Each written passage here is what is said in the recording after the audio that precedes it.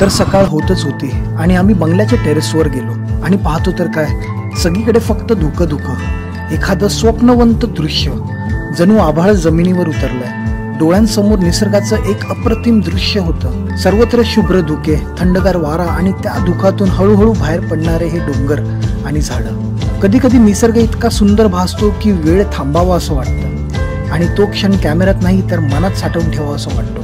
तर थोड्याच वेळात आम्ही निघालो एका नदी किनाऱ्याकडे आणि तिथून जे दृश्य पाहिले त्याने मन अगदी भारावून गेले. शांत पाण्यावर हळूहळू तरंगणारी एक बोट आणि त्यावर राहण्याची सोय. हो, या बोटीवर लोक ॲक्च्युअली स्टे करू शकतात.